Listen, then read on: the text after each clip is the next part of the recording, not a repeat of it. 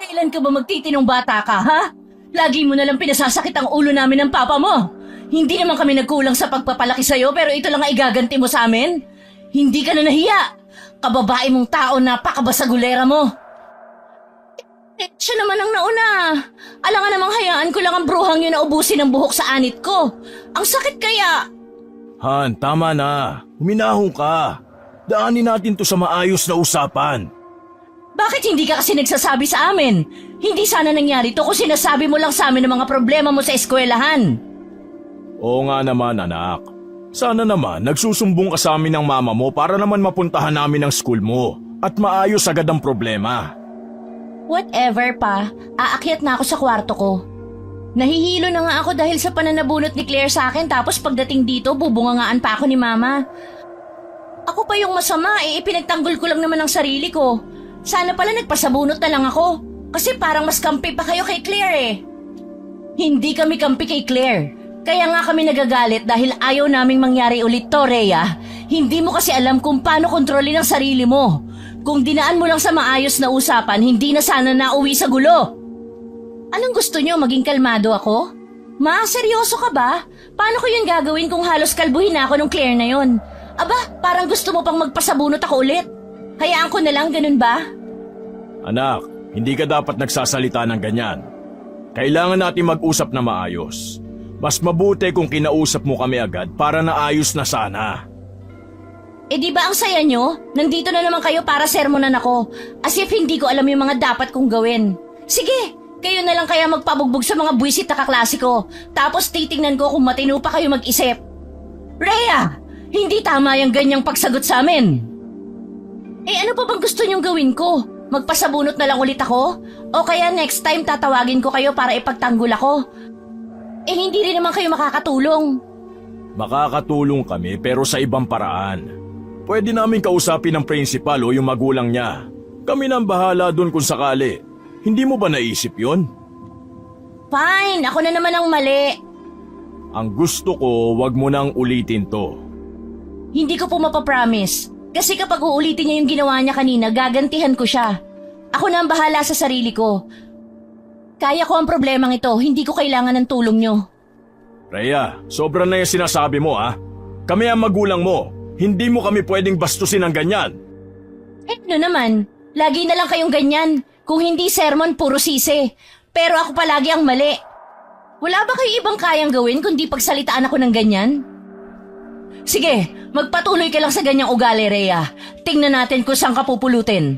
Hindi mo alam kung gaano namin sinusubukang intindihin ka. Pero yung bibig mo, hindi na namin matiis. Eh di wag niyo akong intindihin. Nakakapagod na rin kayong dalawa, puro kayo reklamo. Ba't wala kang galang ah? Ano, nagmamalaki ka na? Kaya mo na ang sarili mo, ganun ba? Pues lumayas ka sa bahay na to. Layas! Hindi ko kailangan ng anak na kasing suwail at walang modong kagaya mo. Akala mo ba natatakot ako umalis dito sa poder nyo? Diyan kayo nagkakamali. Kung akala nyo magmamakaawa ako sa inyo, hindi yun mangyayari. Dahil aalis talaga ako rito sa buwisit na bahay na to. Ano ba, Rhea? Pag-usapan nga natin ito ng mahinahon. Aakyat na ako sa kwarto ko. Ayoko na kayong pakinggan. Lalayas na ako kung yan ang gusto nyo. Rhea, bumalik ka rito! Hayaan mo na siya, Han. Kailangan niyang maturuan ng leksyon. Kailangan niyang makita ang mga maling nagawa niya. Hindi tayo ang luluhod sa kanya dahil anak lang natin siya. Puno ng hinanakit ang boses ni Rita habang sinasambit ang mga salitang yon sa asawang si Dante. Labag man sa kalooban niya ang nasabi sa anak, kailangan niyang panindigan yun. Lagi na lang kasing laman ng gulo ang anak niyang si Rhea at palagi rin silang napapatawag sa guidance office para sa counseling. Hindi na nga malaman ni Rita kung saan ba siya nagkamali at nagkagano ng ugali ng anak. Simula bata pa si Rhea ay tinuturuan niya na ito ng magandang asal. Subalit kahit ano pang pagtutuwid ang gawin niya sa anak, pilit itong napapariwara dahil sa mga barkada nito. Hindi na niya alam ang gagawin sa kanyang anak kaya humantong siya sa ganoong desisyon. Naisip niya kasing marahil ay kapag mag-isa na lang ang kanilang anak, malalaman nito na hindi biro ang buhay. Nais niyang mapagtanto ng kanyang anak na hindi pa nito kayang tumayo sa sarili nitong mga paa at kailangan pa nito ng gabay nila bilang kanyang mga magulang. Kinabukasan ay maagang gumising ang mag-asawa upang maghanda sa pagpasok sa trabaho ni Mang Dante. Natapos ng magkape ang dalawa ay hindi pa rin bumababa ang anak nilang si Rhea. Nagpasya si Mang Dante na siya na ang manggigising sa dalaga. Plano din niya na kausapin ito at nagbabaka sakali siyang magiging mahinahon na ang kanilang pag-uusap na mag-ama. Nais niyang ipaintindi sa dalaga ang kanilang punto at kung saan nagkamali ito. Rhea, anak, buksan mo ang pinto. Kakain na tayo. Naghihintay na ang mama mo sa baba. Tara na, anak. Nakailang katok pa si Dante sa pinto ng kwarto ni Rhea, subalit wala siyang natanggap na tugon mula rito. Napakunot ang kanyang noo at sinubukang pihitin ang doorknob. Hindi ito nakalak kaya naman dahan-dahan niya yung binuksan saka sumilip sa loob. Madilim ang loob ng kwarto kaya naman binuksan niya ang ilaw. Nang bumaha ang liwanag sa loob ay walang bakas ng dalaga roon. Malinis ang buong kwarto kaya naman binundol ng kakaibang kaba ang kanyang dibdib. Mabilis niyang tinungo ang kabinet nito at napagtanto niyang naglayas nga ang anak. Nagmamadali siyang bumaba sa hagdan at naghihisterikal na kinausap ang asawa. Rita! Rita, ang anak natin! Nawawala! Anong nawawala? Wala siya sa kwarto niya. Pati yung ibang mga damit niya wala na sa kabinet niya. Halos nangalahati na ang laman nun. Tinutuon niya nga ang sinabi niyang lalayas na siya rito sa bahay. Ano? Diyos ko naman, bata yun talaga, oo. Saan naman kaya nagpunta yun? Tawagan natin yung mga kaibigan niya. Baka sakaling alam nila. Sandali lang. Wag! Anong ibig mong sabihin, wag? Hayaan na muna natin siya, Han. Ginusto niyang maglayas, bumalik siya ng kusa.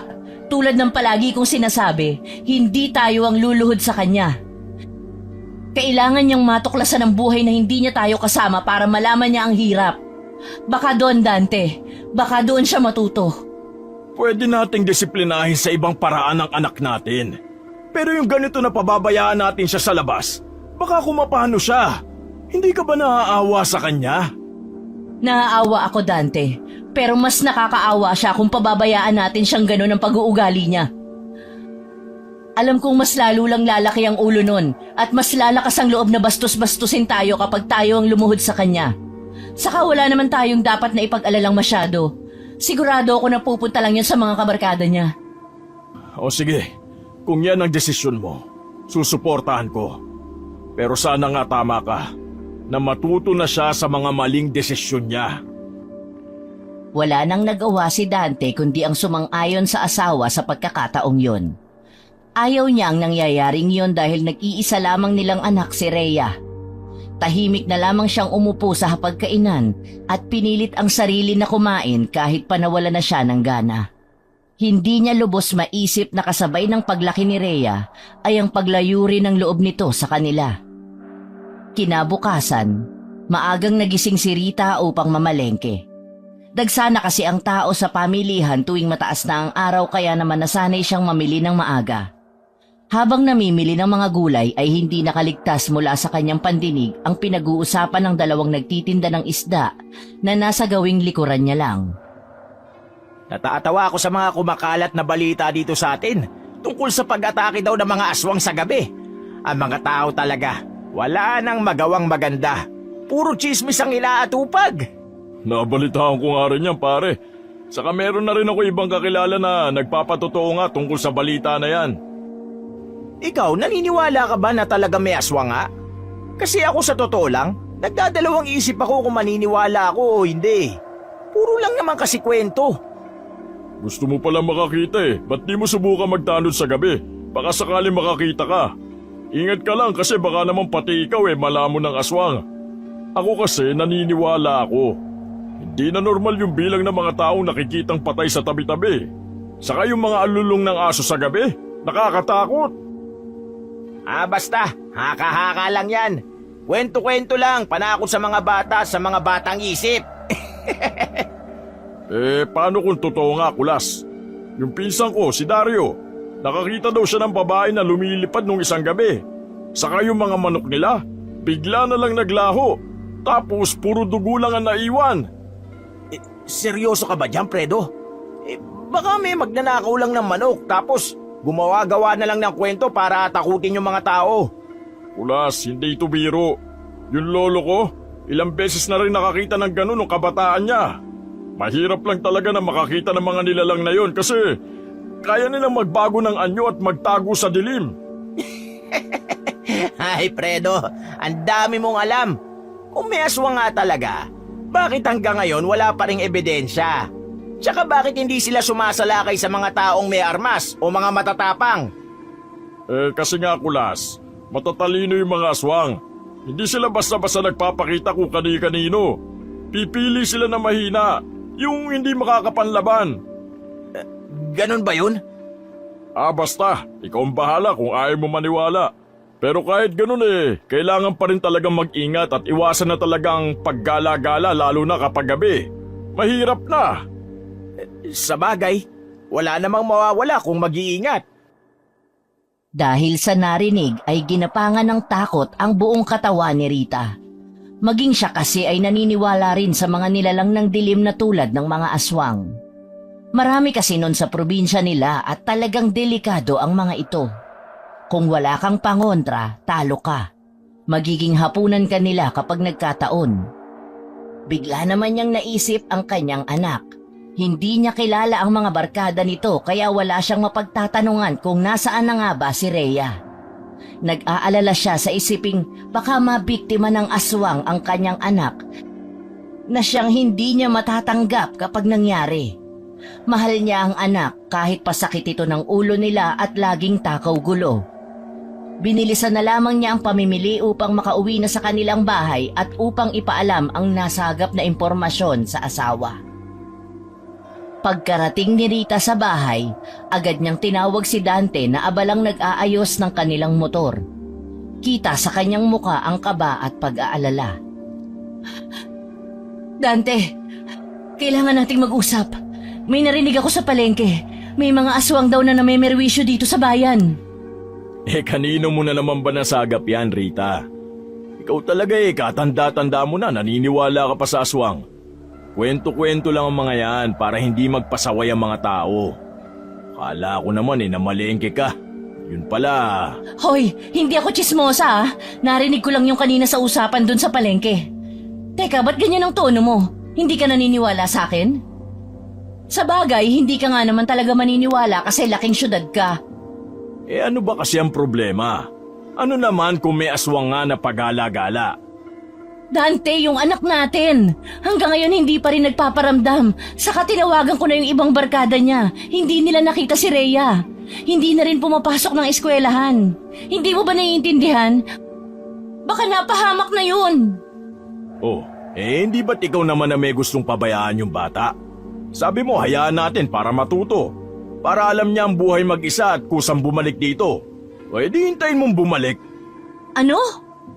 Kung sana hindi mo siya binigyan ng ideya na gawin yon, hindi sana maglalayas yung anak natin. Tapos ngayon may nababalitaan kang ganyan, saka ka nag-aaligaga. Saka ka hindi mapakali. Bakit? Aswang lang ba ang nakakatakot sa kalye? Mas marami ang taong halangang bituka at mas nakakatakot sila kesa sa aswang. Pwede ba? Hindi ito ang oras ng sisihan o biruan. Gusto ko lang na mailigtas ang anak natin. Ayoko mapahamak siya, Dante. Hanapin natin si Rhea. Hindi ako nagbibiro. Totoo ang aswang. Saglit na napaisip si Dante habang matamang nakatitig sa asawang si Rita. Napabuga siya ng hangin na tila ba tinitimbang ang gagawin. O siya, magbibihis lang ako at hahanapin na natin si Rhea. Pero sana naman, kapag nakita na natin siya, huwag mo na siyang pagalitan. Kausapin mo na maayos. Walang problemang hindi naluluta sa mahinahong usapan. Oo na. Sige na, bilisan mo na't hindi pa natin alam kung saan natin hahanapin ang batang yun. Iiling-iling, tinungo ni Dante ang kwarto nilang mag-asawa para magbihis. Matapos magpalit ng damit, kinuha niya ang susi ng kanilang pick-up at bumalik kay Rita na halata ang kaba sa mukha. Tahimik silang sumakay sa sasakyan. Kapwa may mabigat na pakiramdam habang nagsisimula silang maghanap. Habang binabaybay nila ang mga kalye ng bayan, huminto sila sa mga tindahan, parke at kahit sa mga iskinita. Tinatanong ang mga tao kung may nakakita kay Rhea. Inilalabas nila ang picture ng anak mula sa cellphone at ipinakikita ito sa mga dumadaan.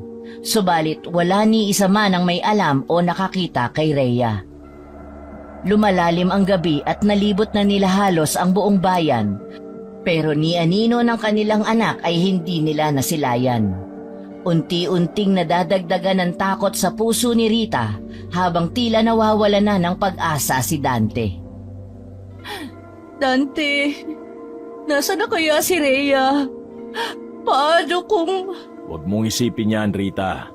Hindi tayo titigil. Hindi pa tapos ang gabi. Hahanapin natin siya kahit nasaan pa siya. Pagod at nanlulumo, dahan-dahang bumalik sina Dante at Rita sa kanilang sasakyan.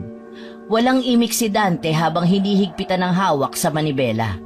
Si Rita naman ay tila nawawalan na ng pag-asa, tahimik na nakatingin sa labas ng bintana. Pero bigla siyang napaisip at tumingin sa asawa. Dante, baka naman nasa mga barkada niya si Rhea. Pwedeng itinatago lang siya ng mga yon para hindi natin siya mahanap. Di ba yung iba hindi natin kilala? Baka may tinutuluyan siya sa kanila. Pwede nga. Baka dun siya tumuloy. Lalo na kung galit pa siya sa atin. Oo, kailangan nating puntahan at tanungin ng mga kaibigan niya. Baka isa sa kanila ang tumutulong sa anak mo. Saan naman natin hahagilapin ang bahay ng mga kaklase o barkada niya? Mabuti pa umuwi na muna tayo at magpahinga. Bukas na natin ituloy ang paghahanap. Masyado nang malalim ang gabi. Bukas pupunta tayo sa eskwelahan at dun tayo hihingi ng tulong. Maski sa pulis, ire-report na natin yung pagkawala ng anak natin. Sa bagay, tama ka naman. Sige, umuwi na tayo. Pero sana wala talagang nangyaring masama kay Rhea. Habang pauwi sila, kapwa sila tahimik sa daan. Parehas na pagod at tulala si Rita. Maski napagkasunduan na nila ng kanyang asawa na ituloy bukas ang paghahanap, hindi pa rin mawala ang kaba at takot para sa kanilang nag-iisang anak. Kinabukasan, hindi na nag-aksaya ng oras ang mag-asawa. Agad na nagmaneho si Dante papunta sa eskwelahan ng kanilang anak. Pagdating doon, ipinarada niya ang sasakyan sa gilid ng eskwelahan. Habang papalapit sila sa gate, isang matandang gwardya ang sumalubong sa kanila. Magandang umaga po, sir. May kailangan po ba kayo? Oo, boss. Anak namin si Rhea. May tatanong lang po sana kami sa mga kaklase ng anak namin. Nawawala po kasi siya. Naglayas po. At kagabi pa po namin siya hinahanap. Nagbabaka sakali na rin po kaming nandito ang anak namin. Maaari po bang pumasok? Teka, itatawag ko muna sa principal. Pakihintay lang ho saglit, ma'am, sir. Sige lang po. Makakapaghintay pa naman po kami. Ilang saglit lang naman ang itinagal ng tawag at agad naman silang binalikan ng matandang gwardya. Siya, sige ho, ma'am, sir. Pwede na po kayong dumiretso sa loob. Naku, maraming salamat po, Manong. Walang anuman ho, ma'am at sir. Pasok lang ho. Nagmamadaling tinungo ng mag-asawa ang silid-aralan ng kanilang anak. Nang makarating sila, agad silang luminga-linga, umaasang baka naroon ang kanilang anak. Ngunit kahit anong tingin nila sa paligid, wala silang makitang bakas ni Rhea. Tahimik lang ang mga bata habang naghihintay sa kanilang guro. Tahimik din na nagmamasid ang dalawa. Naghihintay at umaasa na baka sakaling pumasok din si Rhea sa araw na iyon. Maya-maya ay naisipan ni Dante na magtanong na sa mga kaklase ng anak. Pumasok siya sa loob ng classroom at kinuha ang atensyon ng lahat. Magandang umaga sa inyong lahat. Ako ang tatay ni Rhea. Naglayas kasi siya sa bahay at hinahanap namin. Baka may nakakita po sa inyo o may alam kung saan siya tumutuloy ngayon. Ilang araw na pong di pumapasok si Rhea sino ba ang mga kaibigan o mga kabarkada niya rito? Yung mga kakilala po namin na naging barkada niya dito, drop out na po. Pero may isa pa po siyang malapit na kaibigan na kaklase din po namin. Talaga? Sino siya? Nandito ba? Absent din po eh. Bernadette po ang pangalan niya. Alam mo ba kung saan yun nakatira? Pasensya ka na ha. Kailangan lang kasi talaga namin siya makausap. Baka kasi nasa kanila si Rhea o kung hindi naman baka alam niya kung saan naroon ang anak namin. Nag-aalala na kasi kami sa kanya eh. Sinabi ng estudyante kung saan matatagpuan ang bahay ni Bernadette. Nagpasalamat si Dante sa kanya at pagkatapos ay inaya na ang asawa palabas ng building patungo sa kanilang sasakyan. Habang dumadaan sila sa gwardya, muling nagpasalamat si Dante sa kanya para sa tulong. Pagkaraan nito, agad nilang tinungo ang nakaparadang sasakyan, sabik na umalis upang hanapin si Bernadette at makakuha ng karagdagang impormasyon tungkol kay Rhea. Pinuntahan nga nila ang address na ibinigay sa kanila ng kaklase ni Rhea. Habang nagtatanong-tanong sa lugar na yon ay nalaman ng mag-asawa na isang working student ang dalaga. Nagtatrabaho sa gabi at sa umaga ay nag-aaral. Wala na rin itong magulang at nakatira sa may bandang dulo ng village. Pagdating nila doon ay isang barong-barong ang kanilang nadatnan. Luminga sila sa paligid at nakitang ito lang ang nag-iisang bahay na naroon. Napapalibutan ng matataas na damo ang parehong gilid ng bakuran at sa likod naman ito ay isang masukal na kakahuyan. Halata na ang kalumaan sa bahay at masasabi nilang hindi na yun ligtas na tirahan para sa isang dalaga. May kabang sumipa sa dibdib nila sa hindi nila malamang dahilan. Ngunit kahit ganoon ay tumuloy pa rin sila at tinungo ang mismong bahay sa kakumatok. Tao po! Bernadette, nariyan ka ba sa loob? Tao po! Rhea, andyan ka ba sa loob? Anak! Ay, parang walang tao sa loob ah. Walang sumasagot eh. Subukan mo ulit, baka natutulog. Tao po! May tao po ba dyan sa loob? Rhea, kami to, ang papa at mama mo. Please, kung nandiyan ka sa loob, nakikiusap ako. Lumabas ka na at makipag-usap ka na maayos sa amin. Ngunit kahit anong pagtawag ang gawin nila ay wala pa ring sumasagot mula sa loob. Kaya naman sinubukan ni Dante na buksan ang pinto. Hindi ito nakalak, kaya naman dahan-dahan niya yung binuksan at saka sumilip sa loob ng bahay. Madilim ang loob at may katiting na liwanag lang mula sa labas ang pumapasok sa mga maliliit na butas ng dingding. Tao po! Rhea, nandiyan ka ba? Anak! Han, wala talaga eh. Wala ngang tao. Baka naman lumabas sila o may pinuntahan. Hintayin na lang kaya natin siya rito, Han. Pero sa sasakyan na lang tayo maghintay. Mabigat kasi ang pakiramdam ko sa lugar na to eh. Sige Han, baka tama ka. Medyo kakaiba nga ang pakiramdam ko rito. Baka nga mas mabuting doon na lang tayo sa sasakyan maghintay. Lalabas na sana sila nang mapansin ni Dante ang isang pamilyar na bagay. Sinipat niya yung maigi at nang mapagtantong pag-aari ngayon ng anak ay agad niya itong pinuntahan. Han, bag to ni Rhea. Nandito nga ang anak natin. Talaga? Diyos ko, salamat naman kung ganun. Pero teka, Han, may dugo. Ha? Diyos ko, saan naman kaya yan galing? Hindi kaya... Hindi pwede. Ipagdasal nating walang nangyaring masama sa anak natin. Agad niyang kinuha ang bag at iniabot kay Rita. Kitang-kita nila ang bakas ng dugo sa strap at ilang bahagi ng bag. Hindi na kayanan ni Rita ang pag-aalala. Bigla siyang napaluhod at napaiyak. Nanginginig na rin siya sa takot. Natatakot siya sa mga masasamang posibilidad na maaaring mangyari sa anak. Diyos ko, Han, anong gagawin natin? Baka may nangyaring masama kay Rhea. Kalma lang. Hindi tayo dapat mawala ng pag-asa. Baka naman hindi niya dugo to. Mabuti pa, mauna ka na doon sa kotse. Maghahanap ako dito sa paligid.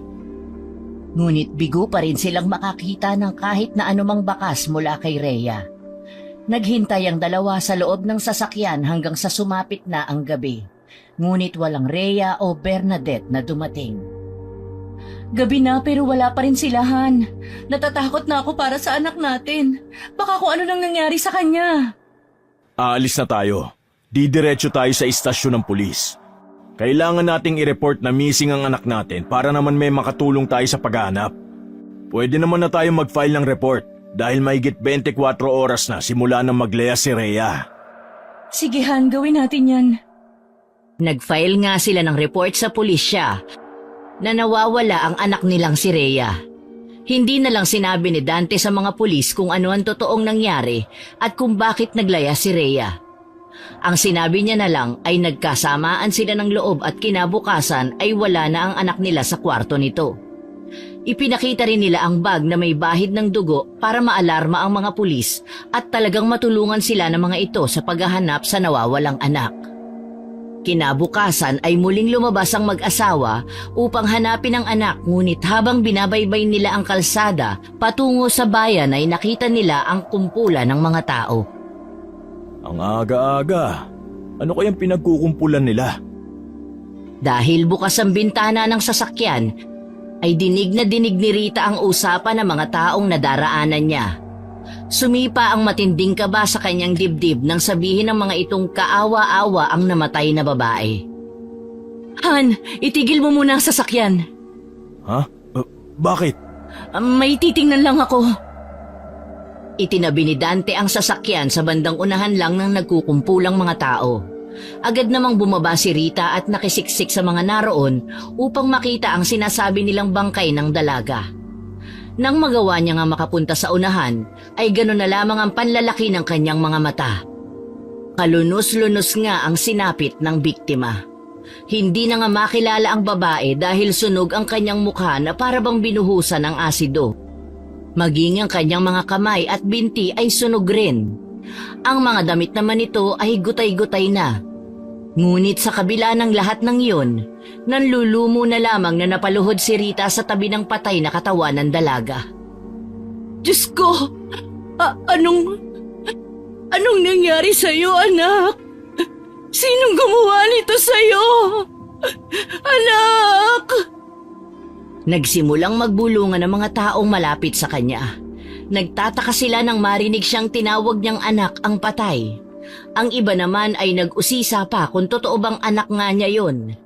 Hindi siya nag-abalang sagutin ang mga tanong sa kanya ng mga tao dahil sa labis na pagdadalamhati sa sinapit ng anak. Maya-maya pa ay naramdaman niya na lamang ang dalawang kamay na pilit siyang itinatayo mula sa pagkakaluhod. Han, ano bang ginagawa mo dyan? Tumayo ka nga. Han, si Rhea, wala na ang anak natin. Ano bang pinagsasasabi mo? Paanong wala? Han? Hindi na naituloy pa ni Dante ang dapat nasasabihin niya nang mapagtanto ang mga nangyayari. Nanlalaki ang mga mata niyang itinoo ng paningin sa nooy wala ng buhay na babae.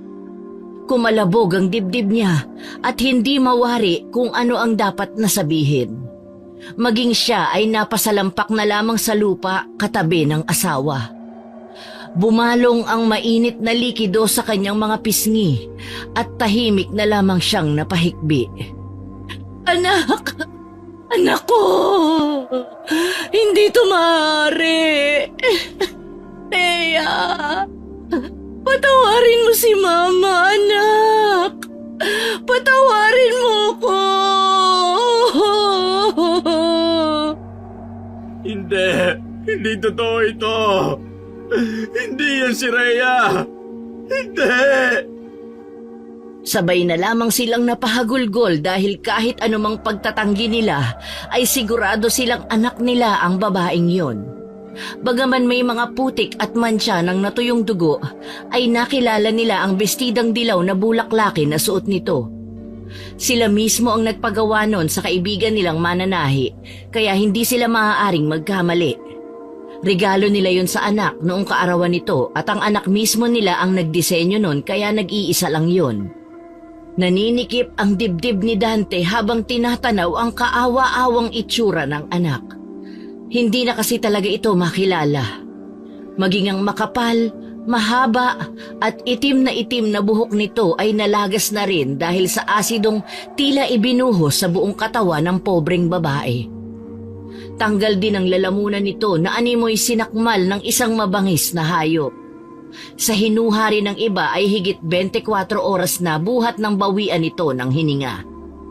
Ilang sandali pa ay may dumating ng rescue kasama ng mga pulis.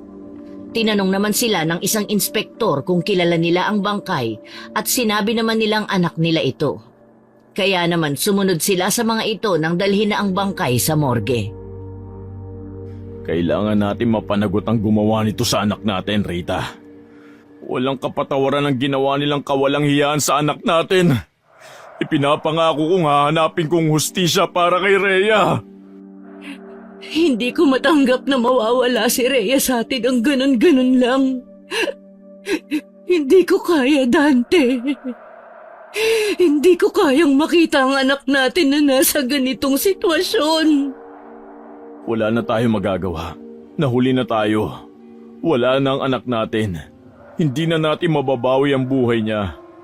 Pero hindi ako titigil hanggat hindi natin nakakamit ang hustisya.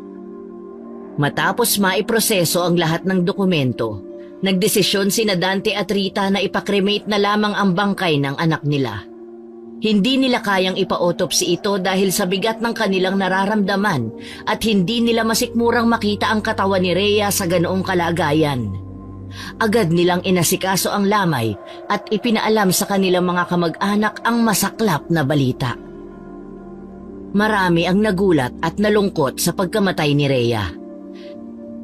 Kahit pakilala ito sa pagiging pasaway at may taglay na kamalditahan, hindi maitatangging may kabutihang nagawa rin siya sa ibang tao.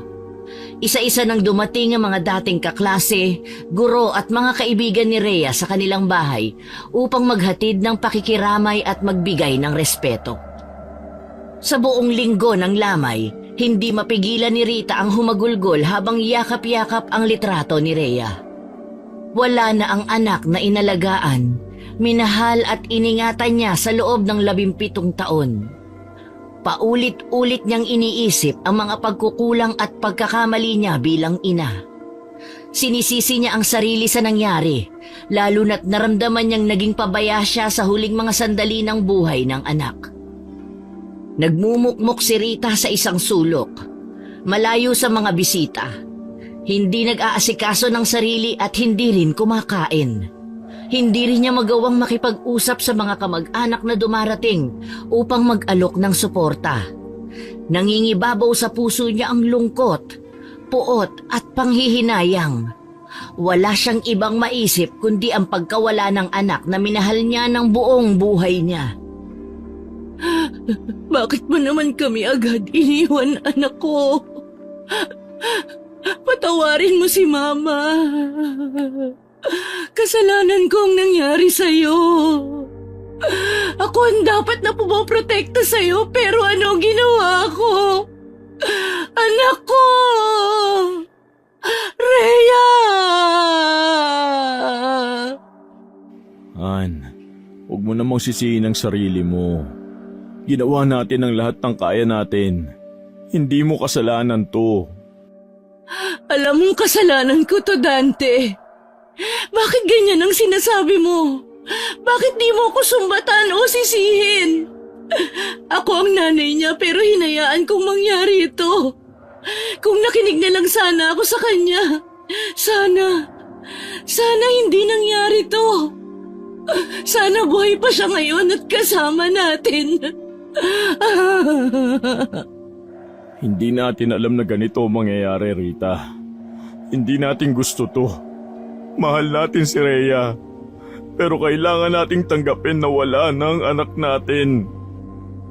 Hindi ko matatanggap. Ang sakit-sakit. Mabuti pa talaga na ron. Ilang araw ka nang hindi makakain ng sapat. Sasamahan kita. Ayoko. Wala akong gana. Han naman. Baka mamaya yan ikaw na ang sumunod na paglamayan dahil sa ginagawa mo. Kumain ka na. Pakiusap naman. Siguro nga mas mabuting mamatay na lang din ako, Dante. Kasalanan ko ang lahat ng ito. Ako ang may kasalanan sa pagkawala ng anak natin. Ako! Kasalanan ko ang lahat, Dante! Shh, tama na yan, Han. Magamaga na ang mga mata mo. Oh. Hindi ka pa ba nauubusan ng luha? Hindi gugustuhin ni Rhea kapag nalaman niyang ganito ang ginagawa mo sa sarili mo. Isipin mo na lang yung hirap na nararamdaman niya ngayon kung sakali man na nakikita niya tayo. Alam kong hindi nagalit sa iyo ang anak mo. Isipin mo na patawad niya na tayo. Imposible. Imposibleng mapatawad niya tayo. Tandang-tanda ko ang tanging ipinukol niya sa akin bago siya naglayas. Labis na galit at lungkot ang nakita ko sa mga mata niya dahil sa pagpapalayas ko sa kanya. Alam mo, dahil doon, habang buhay kong makikita sa isip ko ang imaheng yun. Hindi ako patatahimikin nun, Dante. Alam ko na hanggang ngayon galit sa akin ang anak ko. Hindi niya ako kailan mapapatawad dahil ako ang dahilan kung bakit siya namatay. Hindi na alam ni Dante kung paano aaluin ang asawa. Masyadong dinamdam ni Rita ang pagkawala ng kanilang anak na minsan ay nakikita na lang nitong nakatulala habang nakatunghay sa abo ni Rhea. Pagkatapos ng libing ay nagkulong na lamang si Rita sa kwarto. Hindi na siya makausap ng maayos ng asawang si Dante at dahil sa hindi nga siya kumakain ay bumagsak ng husto ang kanyang katawan. Lumalim din ang kanyang mga mata at umimpis ang mukha. Naaawa na si Dante sa sitwasyon ni Rita dahil nahuhuli niya rin ito minsan na nakikipag-usap sa malaking litrato ng anak na nakasandal sa isang upuan. Minsan pa nga ay tumatawa ito ng mag-isa na tila ba nasisiraan na ng bait. Hindi na nga niya alam kung paano pahahatiin ang oras sa pagtatrabaho at sa pag-aalaga sa kanyang asawa. Sa mga sumunod na araw, lalong lumala ang kalagayan ni Rita. Halos hindi na ito bumabangon sa kama at kapag ginagawa niya man para lamang makipag-usap sa litrato ni Rhea. Han, please naman, kumain ka na oh. Kailangan mo to. Ayokong pati ikaw mawala sa akin. Dito lang ako, Dante. Kasama ko ang anak natin. Hindi ako aalis dito. Ano bang kailangan kong gawin para bumalik ka sa dati? Hindi ko kaya makita ka ng ganito. Paano na tayo, Han? Paano ko? Paano ko ba ibabalik yung dating ikaw, Rita? Paano ko ibabalik ang pamilya natin? Isang araw, habang nagmamaneho si Dante papunta sa palengke para bumili ng sangkap sa lulutuing ulam, ay may nadaanan siyang kumpulan ng mga tao. Binuksan niya ang bintana nang makalapit na sa mga ito upang pakinggan ang kanilang mga usapan. Hindi niya na napigil pa ang sarili na makiusyoso nang marinig ang sinasabi ng mga tao. Itinabi niya ang sasakyan at agad na bumaba upang tingnan ang pinagkukumpulan ng mga tao. Doon ay tumambad sa kanya ang katawan ng isang lalaking sa pakiwari niya ay nasa edad 18. Duguan ito at dilat ang mga mata. Tanggal ang lalamunan at wakwak ang tiyan na siyang pinapapak ng mga langaw. Ngunit isang bagay ang umagaw sa kanyang atensyon. Pamilyar sa kanya ang suot na bracelet ng lalaki. Nilapitan niya yon at sinuri. Tama nga siya ng hinala. Yon ang bracelet na iniregalo niya sa anak nung huling kaarawan nito. Laking pagtataka ng lalaki kung paano napunta sa bangkay ang bracelet ng kanyang anak. Hindi niya magawang maisip kung ano ang koneksyon yon sa kanyang anak. Maya-maya pa ay may kumalabit sa kanya, dahilan upang mapalingon siya. Sir, kilala niyo po ba ang lalaking yan? Ikaw pala. Ikaw yung kaklase ni Rhea, di ba? Ako nga po. Ikinalulungkot ko yung nangyari sa kanya, tito. Salamat, iho. Mabalik ko ako sa tanong ko. Kilala niyo po ba ang lalaki? Kanina pa po kasi kayo titig ng titig eh. Hindi ko kilala yan. Sa katunayan, napadaan lang ako. Si Brent po yan. Kilalang basag ulo sa school namin. Palagi naghahanap ng away at gulo. Ganun ba? Saka po pala, naging syota po yan ng anak nyo dati. Ano? Boyfriend ni Rhea ang lalaking yan? Wala namang sinasabi sa amin si Rhea na may boyfriend nga siya. Baka po ayaw niya lang sabihin kasi alam niyang pagagalitan niyo siya. Pero sa tingin ko po kasi, ginipit lang siya ni Brent para lang pumayag siya makipagrelasyon sa kanya. Hindi ko maintindihan. Narinig ko po kasi sila minsan na nag-aaway sa likod ng common comfort room sa ibaba ng building ng strand namin. Hindi ko po masyadong narinig kasi nasa loob po ako ng banyo nun eh. Ang narinig ko lang po ng klaro ay kung hindi papayag si Rhea sa gusto ni Brent, may gagawin daw siya sa inyo. Pinupuwersa niya po si Rhea na sumama sa kanya kahit ayaw nga ni Rhea. Gustuin ko mang magsumbong eh, natatakot din po ako. Hindi lang sa kaligtasan ko pero pati na rin po sa kaligtasan ng pamilya ko. Mayaman po kasi sila Brent. Tatay po niya yung chief of police sa bayan na to, kaya lagi siyang nakakalusot sa mga krimen niya. Protektado po siya ng buong kapulisan. Ibig mo bang sabihin, tinatakot niya ang anak ko? Ganun ba? Hayop naman pala ang lalaking yan eh. Mabuti na lang pala at pati siya namatay na rin. Karma na ang gumante para sa amin sa ginawa niyang pananakot at panggigipid sa anak ko. Ganun na nga po. Simula nga rin po nung naging sila, hindi na po pumapasok si Rhea. Kung hindi absent, nag-i-eska po.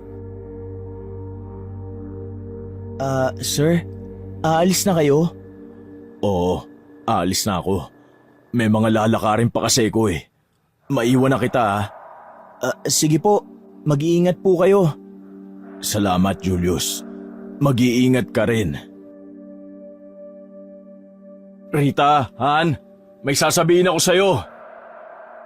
Oh, bakit ang aga mo? Hindi mo ba sinundo ang anak nating si Rhea? Asan siya? Han, kailangan natin mag-usap na maayos. Please naman importante to tungkol sa anak mo to. Ano ba kasi ang nangyayari? Nasaan si Rhea? Patay na ang anak natin. Pagkasabi noon ay tumahimik na si Rita at dahan-dahang lumayo. Hindi na muling umimik sa kanyang asawa. Dahil doon ay di na napigilan pa ni Dante ang mapaiyak dahil sa sama ng loob sa mga nangyayari. Ngunit dahil sa bigat na kanyang nararamdaman, sinundan pa rin niya ang asawa at sinabi dito ang kanyang mga nalaman. Han, alam mo ba? May boyfriend na raw si Rhea, sabi ni Julius. Yung kaklase niyang kinausap natin nung nakaraan. Siya yung nagsabi na may boyfriend na anak natin. Pero alam mo kung ano masaklap? Nalaman ko na hindi talaga gusto ni Rhea yung lalaki at pinipilit lamang siya nito. Han, ang sakit isiping wala tayong kaalam-alam sa mga pinagdaanan ng anak natin. Mag-isa niyang hinarap ang mga banta sa buhay natin na dapat tayong pumoprotekta sa kanya. Nagbago na si Rhea. Sinusuway niya na tayo, Han. Oo, sinusuway niya na tayo. Dahil yun sa kagagawa ng boyfriend niyang hilaw. Dahil sa pamimilit ng Brent na yun, hindi na nakakauwi sa tamang oras ang anak natin dito sa bahay. Nagagawa niya pang maglasing. Ang akala natin nagre-rebelde lang si Rhea pero hindi pala, Han. Hindi gusto ni Rhea ang mga nangyari. Tinakot lang siya ni Brent. Natatakot lang siya para sa kaligtasan nating lahat. Shh! Hayaan mo, Han. Pagsasabihan ko si Rhea. Huwag ka nang umiyak. Kakausapin ko si Rhea. Promise, hindi ko siya aawayin. Naramdaman ni Dante ang pagyakap sa kanya ng asawa kasabay ng paghagod nito sa likod niya. Ngunit imbis na tumigil sa pag-iyak ay mas lalo lamang siyang napahagulgol. Hinayaan na lamang ang sariling ilabas ang lahat ng kanyang sama ng loob na kinikimkim niya nung mga oras na pinaglalamayan pa lamang nila ang abo ng kanilang anak. Simula nang makita nila ang bangkay ng anak, ay naging sunod-sunod na ang napapabalitang patayan sa kanilang lugar. At ang mas nakapagtataka ay parehong-pareho ang mga kinahinatnan ng mga bangkay. Tanggal ang lalamunan, wakwak ang tiyan at nagkalat ang mga bituka. Napag-alaman din nilang nawawala ang iilang laman loob ng mga ito gaya ng atay at baga. Sinasabi ng iba, lalo na ng mga matatanda na baka may gumagalang aswang sa kanilang bayan at ito ang namimiktima. Mayroong naniniwala ngunit mayroon namang hindi. Rason kasi nila, nasa modernong panahon na tayo at wala pang aswang ang nahuhuling buhay sa kanilang bayan. Isang gabi, pauwi na si Dante galing sa kanilang opisina. 9:00 na yon kaya naman wala nang masyadong tao sa daan at halos lahat ng mga tao nasa kani-kanilang tahanan na. Nakabukas ang bintana ng kanyang sasakyan. Kaya naman damang-dama niya ang simoy ng panggabing hangin. Malamig at masarap sa pakiramdam. Ngunit nang mapadaan siya sa lugar na walang kabahayan ay bumigat ang kanyang pakiramdam. Hindi niya mawari kung bakit gano'n na lang ang naramdaman niya. Lalo na nang may marinig siyang mga kalusko sa mga puno na nasa daan. Mula sa gilid ng kanyang mga mata ay tila ba may nakikita siyang anino na sumasabay sa pagtakbo ng kanyang sasakyan. Nagpapalipat-lipat ito sa mga puno na animoy unggoy. May takot man sa dibdib ay pilit niya yung inalis sa kanyang isip, saka mas lalo pang binilisan ang pagmamaneho. Mabuti na lamang at ligtas siyang nakarating sa kanilang bahay. Hindi pa man siya nakakapasok ay amoy na niya ang aroma ng rekado mula sa loob ng bahay. Kumunot ang kanyang noo at dalidaling pumasok at tinungo ang kusina. Doon ay tumambad sa kanya ang likod ng asawa. Nakaharap ito sa kalan at may hinahalong kung ano. Tinawag niya ito dahilan para mapalingon ang babae sa kanya. "Oh Han, buti nandito ka na. Sakto, malapit nang maluto ang ulam. Upo ka muna doon at pagkatapos nito maghahain na ako. Nagluto ako ng paborito ni Rhea, pininyahang adobo." Ngunit imbis na tumalima ay nilapitan niya lang ang asawa sa kaniyakap habang nakatalikod dito sa kanya. Han, okay ka na ba? Namiss kita. "Ano ka ba, Han? Para namang ilang taon tayong di nagkita. Saka, teka, umiiyak ka ba?" Hindi, Han. Wala to. Huwag mo na lang pansinin. Okay lang ako. Masaya lang ako dahil okay ka na rin. Akala ko, tuluyan ka na rin mawawala sa akin. Ano ka ba, Han? Pwede ba naman yun? Nangako tayo sa isa't isa, hindi ba? Na magsasama tayo sa hirap at ginhawa. Ang mabuti pa, ikaw na lang ang maghanda ng mesa. Luto na rin naman to, maghahain na ako. Si Dante na nga ang naghanda ng lamesa habang si Rita naman ay nagsandok na ng kanin at ulam upang ihain sa hapagkainan. Ngunit sakto namang uupo na sila nang biglang may kumatok sa pinto. Nagkatinginan ang mag-asawa. Hindi kasi yun normal na pagkatok lang. Tila ba nagmamadali at aligaga ang kung sino mang nasa labas ng kanilang tahanan. Saka naman naalala ni Dante ang mga nangyayaring patayan sa kanilang lugar. Kumuha siya ng kutsilyo bago naglakad patungo sa pintuan. Diyan ka lang, Han. Ako nang bahala rito. Nag-aalangan si Dante habang nakatayo sa harap ng pinto. Hindi tiyak kung bubuksan ba niya ito o hindi. Patuloy pa rin ang malalakas na katok mula sa kabila na nagpapalakas ng kanyang kaba. Nang biglang may narinig silang nagsalita mula sa labas, napatingin siya ng mabuti sa pinto. Ang malalakas na katok at ang pamilyar na boses ang nagbigay sa kanya ng lakas ng loob upang buksan ang pinto. Tumambad sa kanya ang isang pamilyar na mukha, si Rhea. Napamulagat si Dante habang pinagmamasdan ng kabuuan ng anak. Gulong-gulo ang buhok nito na animoy nakipagsabunutan. Hilam ng luha ang mga mata at marumi ang suot na t-shirt at shorts. Wala rin itong suot na sapin sa paa.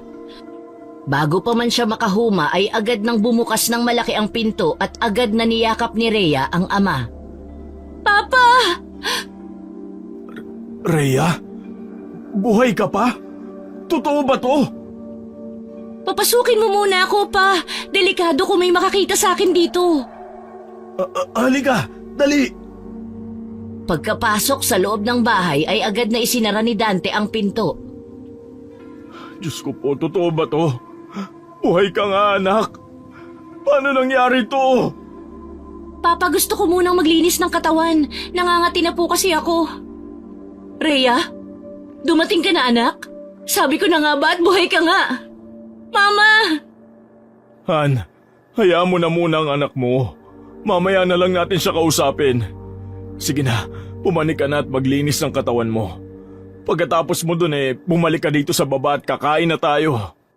Sige po, Papa. Isang mahigpit na yakap ang muling ibinigay ni Dante at Rita sa anak bago ito umakyat sa kwarto. Pagkatapos ng halos kalahating oras ay bumaba na si Rhea at umupo sa hapagkainan, kaharap nila.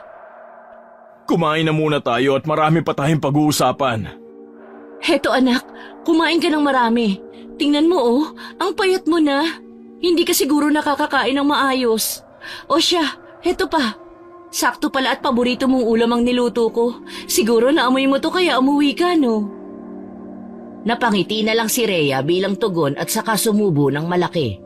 Tuwang-tuwa naman si Rita dahil nasa harap niya na ang anak at buhay na buhay. Habang kumakain ay hindi naman napigilan ni Dante na mapatingin sa anak. Ganadong-ganado itong kumakain at malalaki pa ang subo. Ngunit hindi pa man nauubos ng dalaga ang kanyang pagkain, ay bigla itong napatigil sa kapatakbong tinungo ang lababo. Doon ay nagsuka siya ng nagsuka. Nag-aalala namang sumunod sa kanya ang mag-asawa. Anak, ano nangyayari? Masama ba ang pakiramdam mo? May nakain ka bang hindi ka aya-aya? Pangit ba ang luto ko, anak?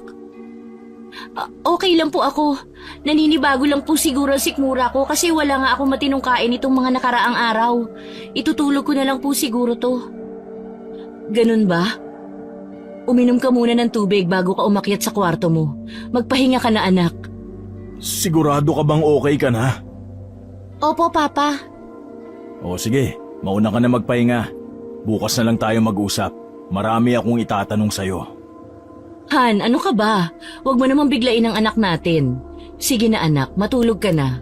Good night, anak. Good night po, Mama, Papa.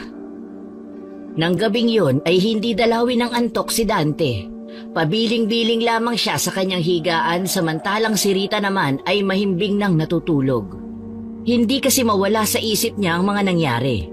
Parang may iba siyang nararamdaman na hindi niya mapangalanan. Hindi niya matukoy kung ano nga ba talaga ang bumabagabag sa kanyang isipan.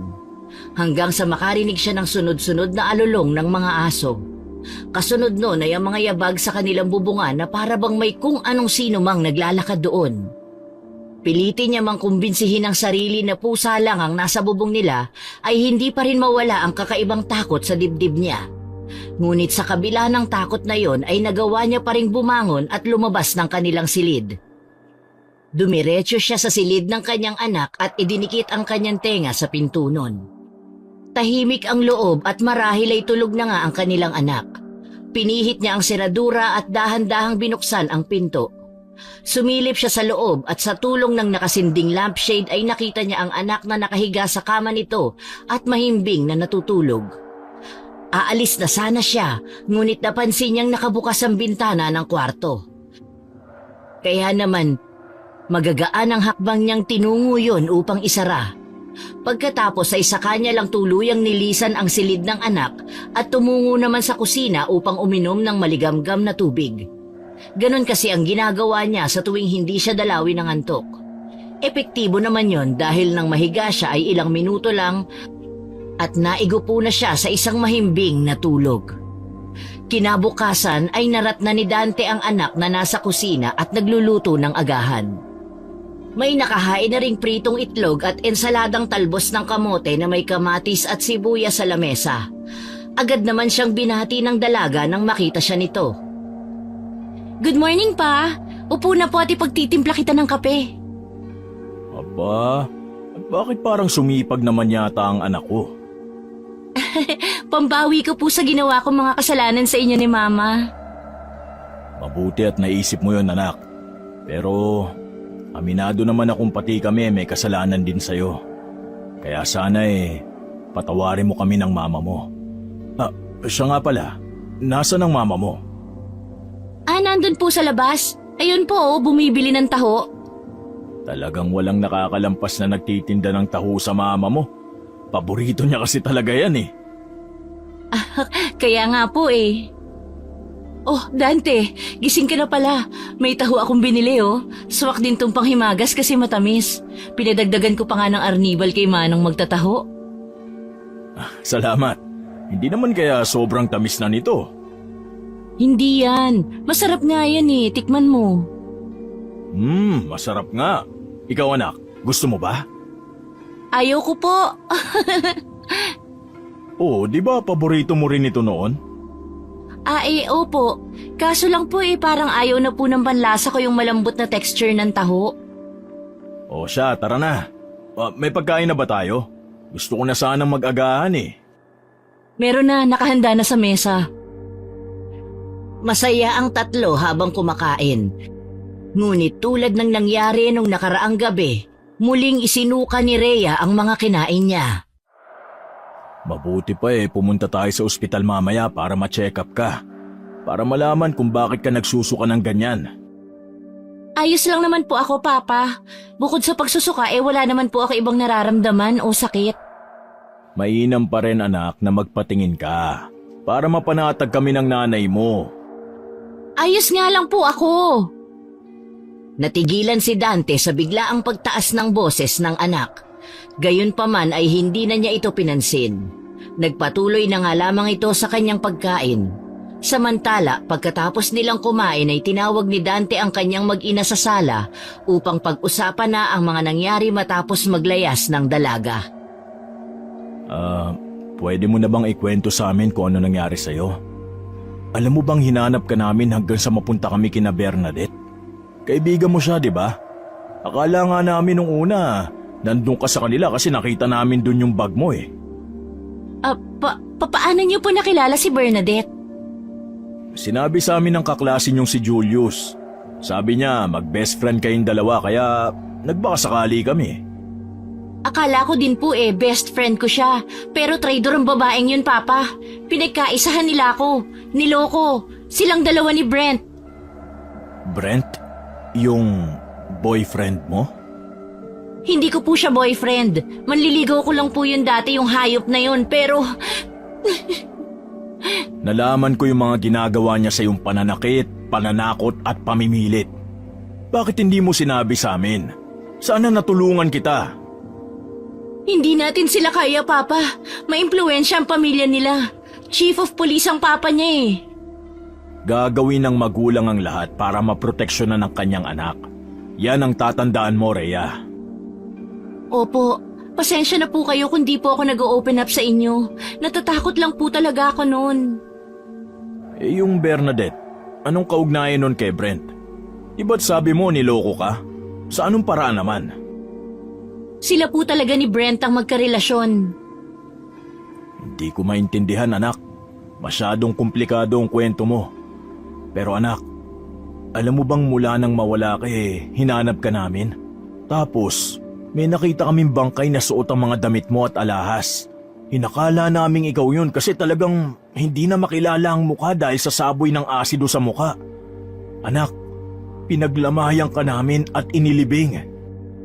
I'm sorry po.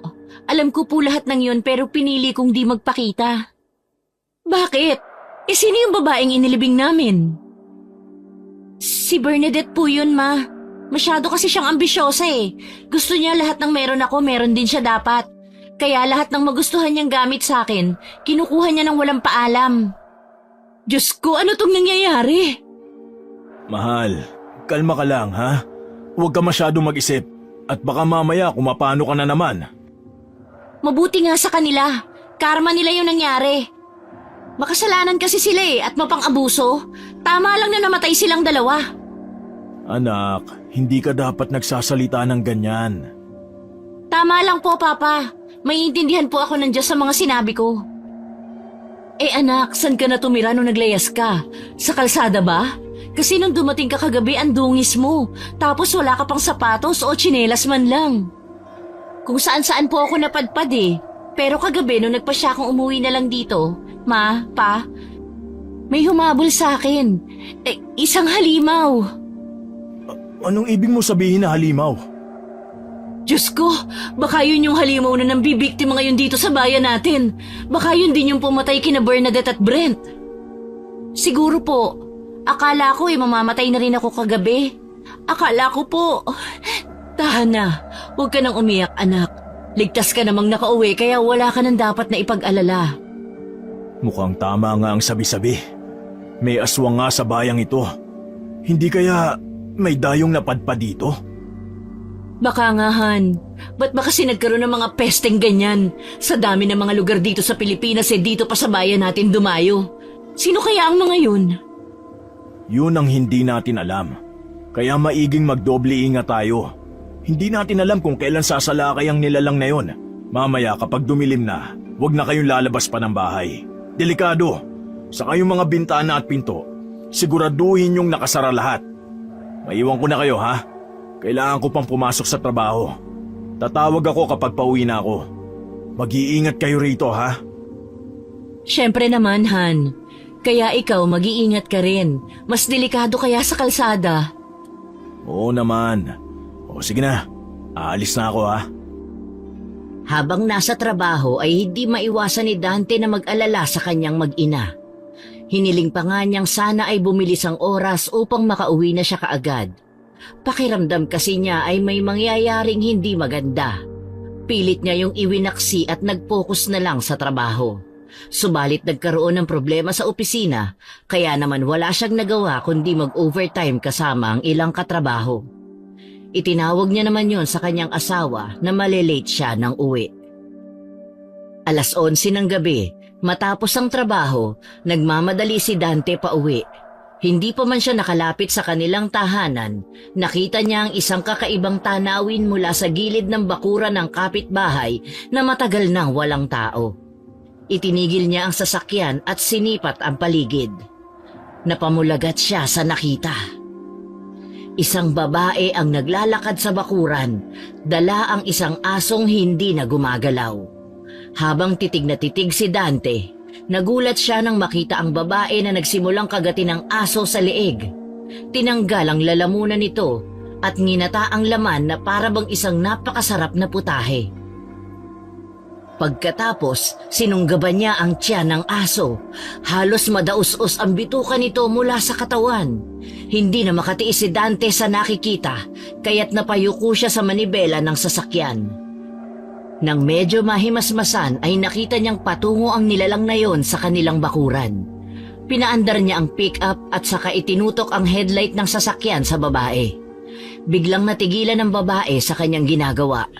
Napalingon siya kay Dante. Ang bibig niya ay duguan at may nakalawit pang bituka ng aso. Nanlilisik ang mga mata nito. Magulo din ang kanyang buhok.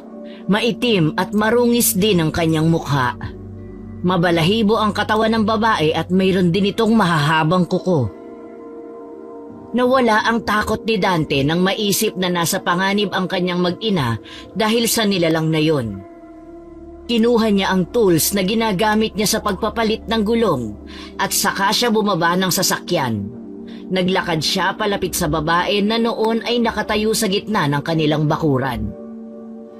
Sino ka? Anong ginagawa mo sa bakuran ko? Ha? Umalis ka dito! At huwag ka nang babalik kundi papatayin kitang hayop ka! Natigilan si Dante nang malapitan ang babae. Ang galit na nararamdaman niya ay biglang napalitan ng pagkabigla. Ang babaeng nasa harap niya na may kakilakilabot na anyo ay kilala niya. Pamilyar sa kanya ang anyo nito at hindi maipagkakaila.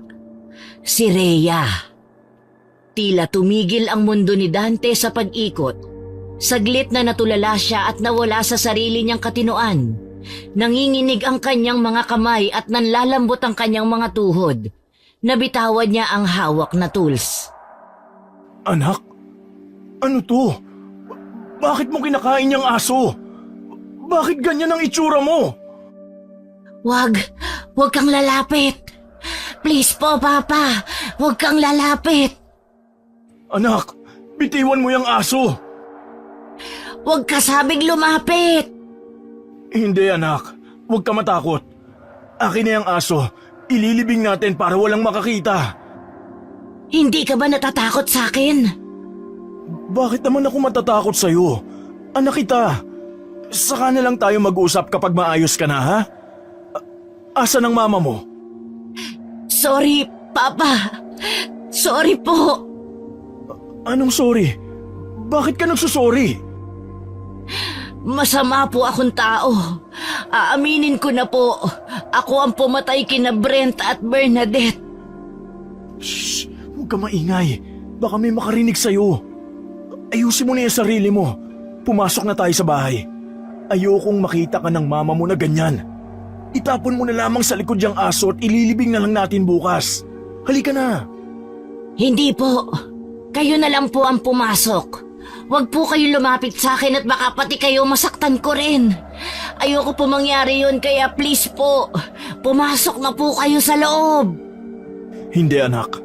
Naniniwala akong hindi mo magagawang saktan ako. Kami ng mama mo. Kaya please, halika na. Baka may makakita pa sa'yo rito eh. Biglang naiyak si Rhea at unti-unting tila nawala ng lakas at napasalampak ang kanyang katawan sa lupa. Nilapitan siya ni Mang Dante at niyakap ito ng mahigpit. Hinagod niya ang likod ng anak at ipinaramdam dito ang kanyang labis na pagmamahal. Nandito lang ako anak. Hindi kita iiwan. Hindi kita pababayaan. Akong bahala sa'yo. Sa yakap ng ama, unti-unting bumalik sa dati niyang anyo si Rhea.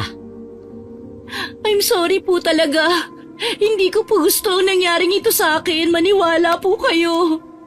Hindi ko po alam kung paano ko po ito ipaliliwanag sa inyo. Okay lang anak. Mamaya na lang natin pag-usapan sa loob ha. Tara na. Tinulungan ni Mang Dante si Rhea na tumayo at sabay silang pumasok sa kanilang bahay. Magpahinga ka muna dyan. At ikukuha kita ng tuwalya para maalis yung mga dumi at dugo sa katawan mo ha. Mabilis na umalis si Mang Dante at kumuha ng tuwalya sa banyo. Nang makabalik ay inabot ito sa anak. Nakita ni Mang Dante ang pag-aalangan sa mga mata ni Rhea, ngunit tinanggap ni Rhea ang tuwalya at nagsimula ng magpunas. Hindi ko po talaga gustong maging ganito. Maging halimaw, Papa. Sabihin mo sa akin kung anong nangyari. Kasi po, sina Brent at Bernadette, kinulong nila ako ng ilang araw. Sinasaktan at binubugbog po nila ako. Tapos tumakas ako, Papa, nung nagkaroon ako ng pagkakataon. Sa kalsada may tumulong sa akin isang matandang babae. Ikinuwento ko sa kanya yung nangyari sa akin. Awang-awa sa akin yung matanda. Isinama niya ako sa karinderya niya at pinakain sa mismong kusina niya. Sabi niya sa akin gumanti raw ako at parusahan yung mga taong nanakit sa akin.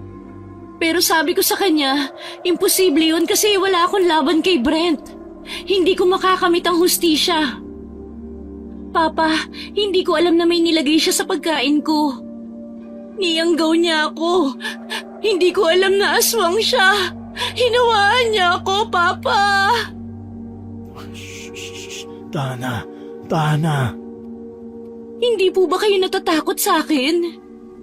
Anak, matapos yung araw na inakala naming patay ka na, wala akong ibang hiniling sa Diyos kundi ang ibalik ka sa amin para makabawi kami ng mama mo sa lahat ng naging pagkukulang namin sa iyo. Bakit ako matatakot sa iyo? Mahal kita, anak, at tatanggapin kita kahit ano ka man ngayon. Tutulungan ka namin. Susubukan nating alisin ang sumpang yan. Papa! Shh, Tana. Sobrang hirap ng mga pinagdaanan mo. Mabigat ang naging pasanin mo. At patawad kung wala kami ng mama mo sa tabi mo ng mga panahong kailangan mo kami. Anong ginagawa niyo dyan? Saka anong pinag-uusapan ninyo? Bakit di niyo ako sinasali? Mama! Diyos ko, Rhea! Bakit may dugo ka sa damit? Han, relax ka muna please. Pakinggan mo muna kami ng anak mo. Ano ba to, Dante? Anak, nasugatan ka ba? Sabihin mo sa akin. Ma, hindi. Hindi ko to dugo. Hindi rin po ako nasaktan. Kung hindi sa'yo, kanino yan? At bakit ka may dugo? Kailangan na rin sigurong malaman ng mama mo, anak. Malaman? Ang alin? Pwede niyo bang ipaliwanag sa akin kung bakit ganyan ang itsura mo? Mama, hindi ko alam kung paano ko to sasabihin. Pero kailangan yung malaman ng totoo. Anong kailangan kong malaman? Aswang ako, Mama. Ano? Anong sinasabi mo? Anong aswang? Totoo ang sinasabi niya, Han. Nakita ko siya sa labas kanina. Kumakain ng patay na aso. Ang totoo niyan, naroon pa yun sa labas at hindi ko pa naililibing. Paano nangyari to? Anong sinasabi niyo? Habang wala siya sa poder natin, sinalisihan siya ng isang aswang. Niyanggaw niya ang anak natin. Diyos ko! Bakit ba nangyayari ito? Teka, gano'n nakatagal kang nayanggaw, Rhea? Naalala ko sabi ng lola ko noon na kapag yanggaw at bagong sibol pa lang ang aswang, pwede pang patayin ang nasa loob nito. Baka pwede pa nating mahabol at magamot yan. Talaga po, Mama? Magagamot pa po ako?